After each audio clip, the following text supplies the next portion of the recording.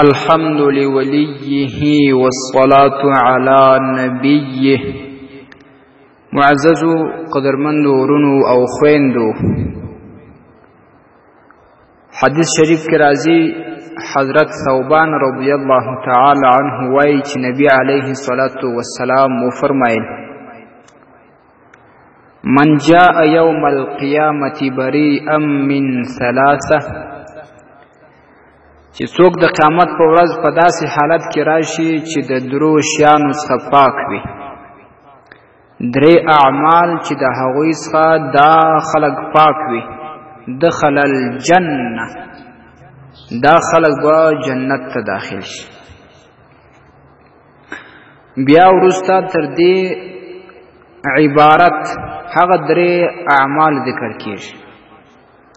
الکبر،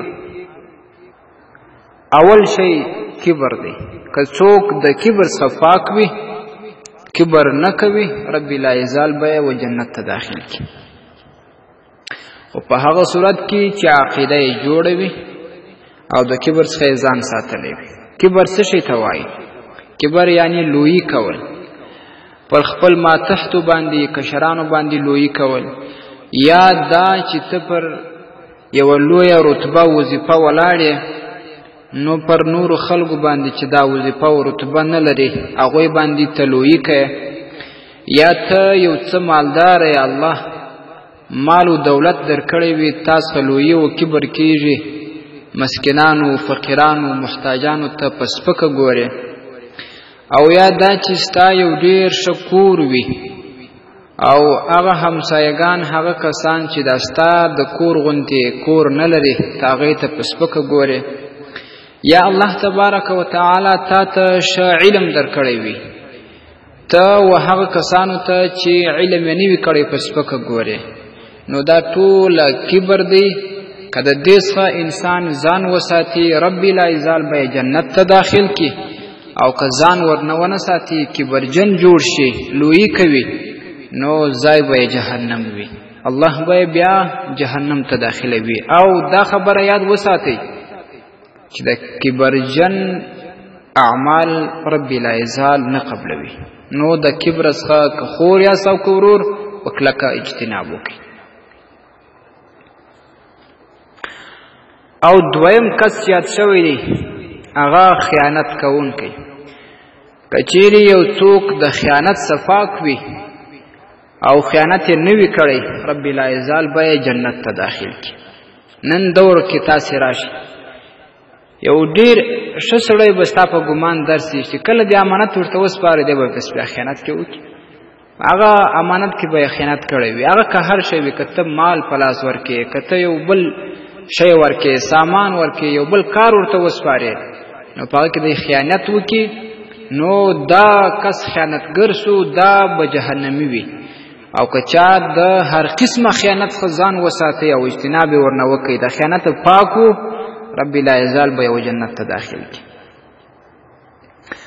دریم کس او هغه دریم عمل که څوک ترې پاک وي جنت ته به داخل شي، هغه دین دی، قرض.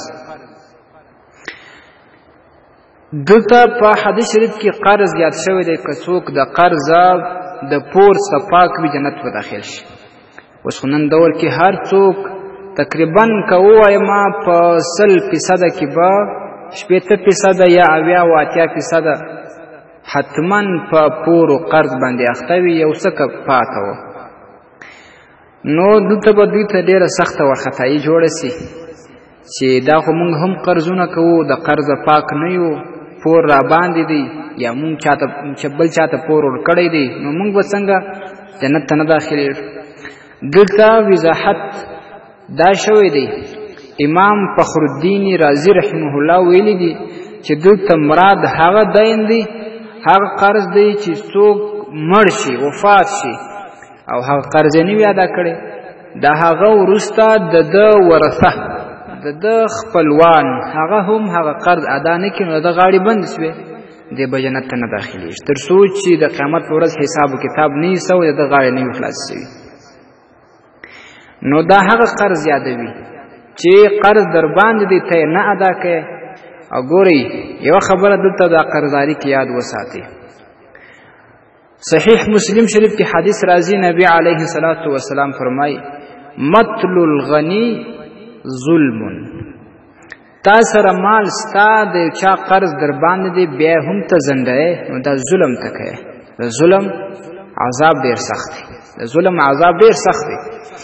نو که ستا وس وي او قرض نه ادا کوې او بیا په دغسې حالت کې وفات شې، نو بیا به ستا خپلوان ستا قرضه څه ادا کړي؟ چې ته یې خپله نه ادا کوې او وفات شې، نو ستا خپلوان به یې څه ادا کړي؟